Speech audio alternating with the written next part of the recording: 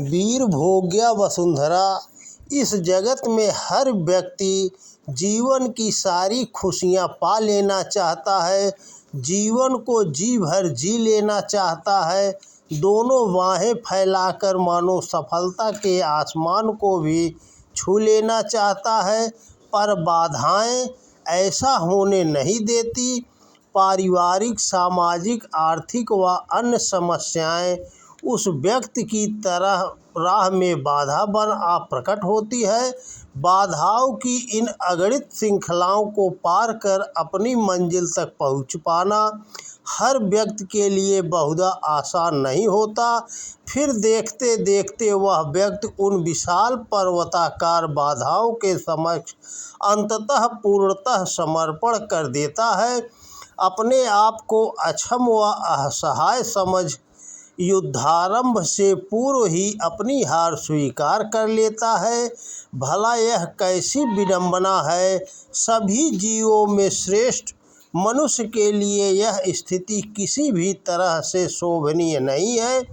युद्ध भूमि कुरुक्षेत्र में जब अर्जुन ने भगवान श्री कृष्ण कहा, हे जनार्दन, मेरे हाथ से गांडीव धनुष गिर रहा है और त्वचा भी बहुत जल रही है तथा मेरा मन भी भ्रमित सा हो रहा है, इसलिए मैं खड़ा रहने में भी समर्थ नहीं हूँ। तब योगेश्वर श्री कृष्ण ने अर्जुन की ऐसी कायरतापूर्ण बातें सुनकर गीता के 2 अध्याय के 2 व 3 श्लोक में कहा, कुतस्त्वा कस्मलमिदं विस्मे समुपस्थितम् अनार्यजुष्टमस्व ज्ञेयं कीर्तिकरमर्जुन क्लैब्यं मासं गमः पार्थ नैतत्त्वयुपपद्यते क्षुद्रं हृदय दौर्बल्यं त्यक्तोत्तिष्ठ परंतप। अर्थात हे अर्जुन, तुझे इस असमय में यह मोह किस हेतु से प्राप्त हुआ, क्योंकि न तो यह श्रेष्ठ पुरुषों द्वारा आचरित है, न स्वर्ग को देने वाला है और न कीर्ति को बढ़ाने वाला ही है। इसीलिए हे अर्जुन, नपुंसकता को मत प्राप्त हो, तुझमें यह उचित नहीं जान पड़ती। हे परंतप, हृदय की तुच्छ दुर्बलता को त्याग कर युद्ध के लिए खड़ा हो जा। हमारी स्थिति भी अर्जुन से किसी भी तरह कमतर नहीं है। हम पाना तो धरती और आकाश चाहते हैं, पर बिना कोई मूल्य चुकाए। प्रकृति का विधान ही ऐसा है कि जब हम कोई छोटी चीज़ चाहते हैं तब हमें उसका छोटा मूल्य चुकाना होता है, परंतु जब हम कोई बहुत बड़ी चीज़ पाना चाहते हैं तब हमें उसकी बहुत बड़ी कीमत चुकानी होती है। वैसे ही जब हम कोई छोटा सा लक्ष्य पाना चाहते हैं तो बाधाएं भी छोटी होती हैं, और बड़ा लक्ष्य पाना चाहते हैं तो बाधाएं भी बड़ी आती हैं। इसी प्रकार जब हम बहुत बड़ा लक्ष्य पाना चाहते हैं तब बाधाएं भी बहुत बड़ी होती हैं। वास्तव में उन बाधाओं को पार कर जाना ही उन वस्तुओं, लक्ष्यों का मूल्य चुकाना है। प्रकृति का यही विधान है, बिना मूल्य चुकाए हम कुछ भी नहीं पा सकते।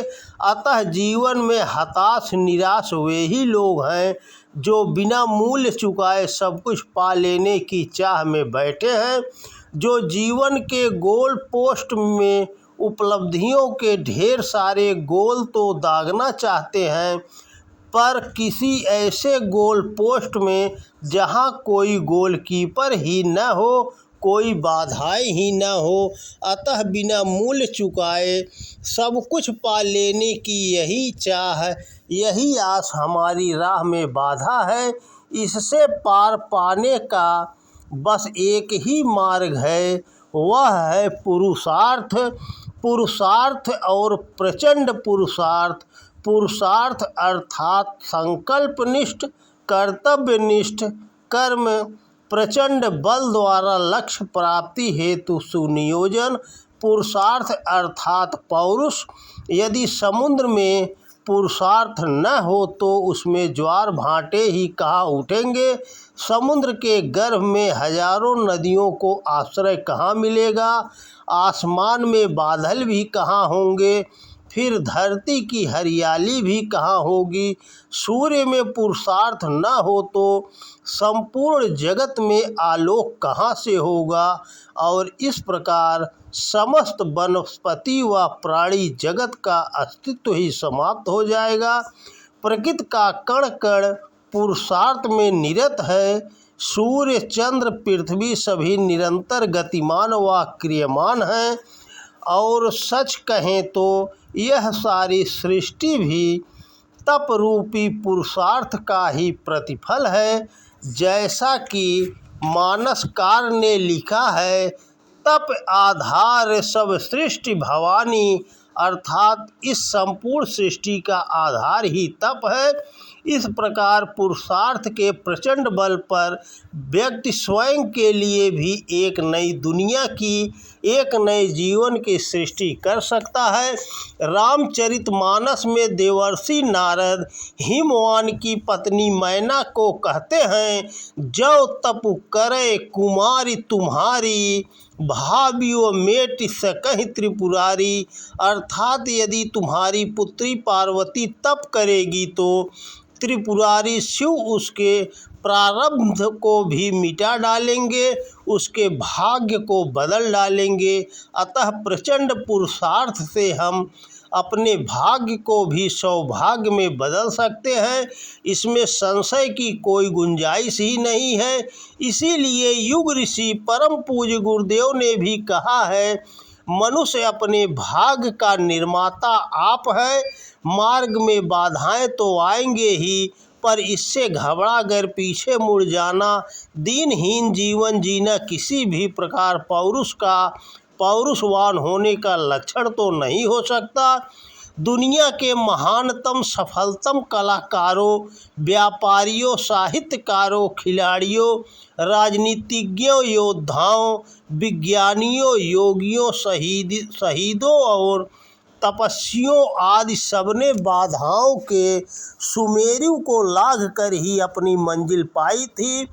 कबीरदास, मीरा, रैदास, तुलसी, बंदा, बैरागी, गुरु नानक देव, गुरु गोविंद सिंह जी, रामकृष्ण परमहंस, स्वामी विवेकानंद, श्री अरविंद, महर्षि रमण, परमहंस योगानंद, युग ऋषि श्री राम शर्मा आचार्य आदि आध्यात्मविदों, योगियों, महापुरुषों के जीवन में क्या कम बाधाएं थी।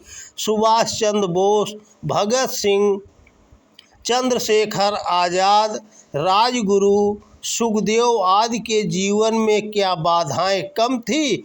हरगिज नहीं, उन सब के समक्ष हजारों बाधाएं थी, पर उनके पैरुष के सिंह गर्जन से सारी बाधाएं मिटती चली गई व उनके पथ से दूर भागती चली गई।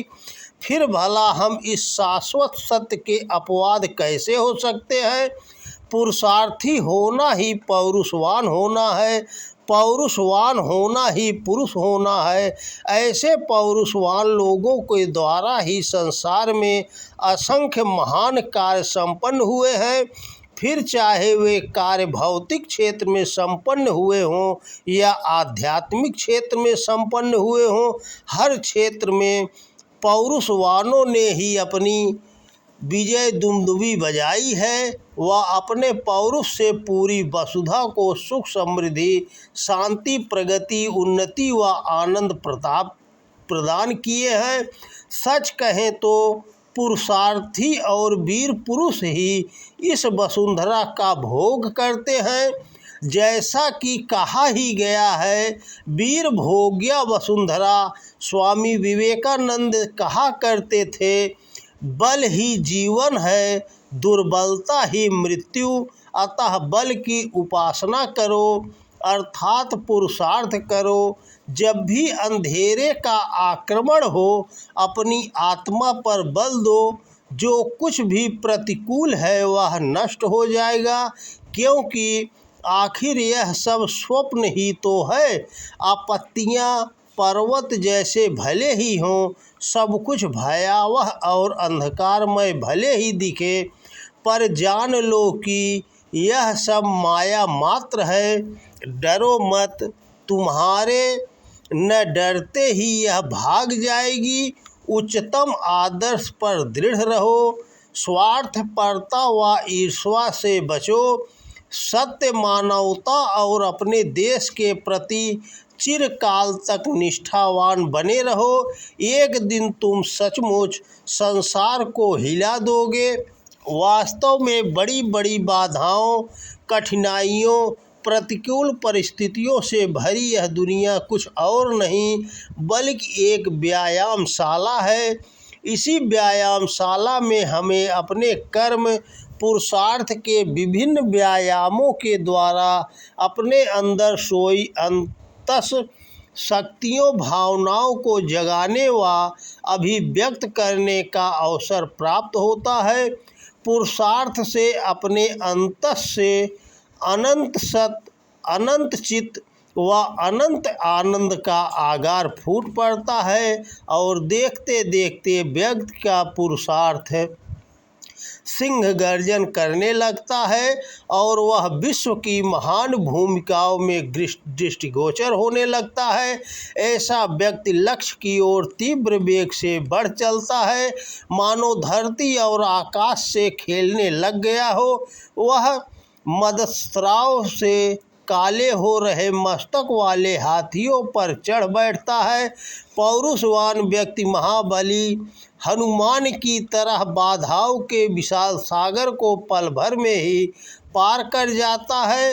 वह नेपोलियन की तरह आल्प्स पर्वत को भी चीरकर आगे निकल जाता है। वह अर्जुन की तरह फिर से कर्तव्य के गांडीव को उठाकर धारण कर लेता है और कर्म भूमि पर उतर पड़ता है। जीवन में साहस पैदा कर इन चुनौतियों पर विजय पाना ही हमारा जीवन लक्ष्य है। ऐसा कर पाना पुरुषार्थ के द्वारा संभव है। अतः हमें अपने पुरुषार्थ पर भरोसा कर आगे बढ़ना चाहिए। तो दोस्तों नमस्कार, वीडियो पसंद आए तो ज़्यादा से ज़्यादा शेयर करें। जय श्री कृष्णा, राधे राधे।